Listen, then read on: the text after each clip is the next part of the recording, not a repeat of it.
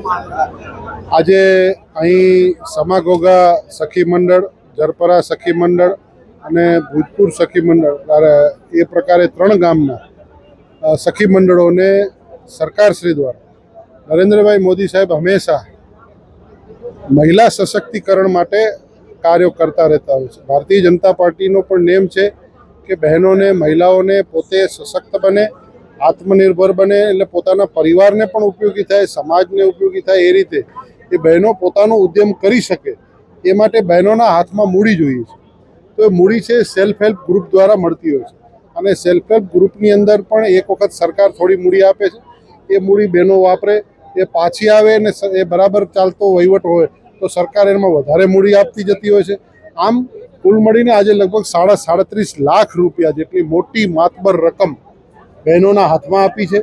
એ બહેનો પોતાનું મંડળ દ્વારા પોતાના પરિવારને, પોતાના ગામને, પોતાના સમાજને કોઈને કોઈ રીતે ઉપયોગી થશે અને પોતે આત્મનિર્ભર થશે અને સમાજને અને ઘરને, પરિવારને અને કુટુંબને ઉપયોગી થશે એની મને શ્રદ્ધા છે.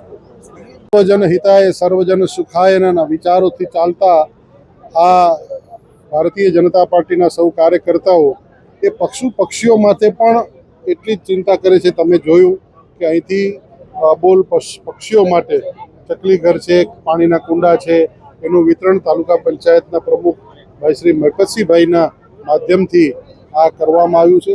તો ભારતીય જનતા પાર્ટીનો કાર્યકર્તા અબોલ જીવો પ્રત્યે પણ એટલી જ ઉદાત્ત ભાવનાથી અને સકારાત્મક ભાવનાથી એ જોડાયેલો રહ્યો.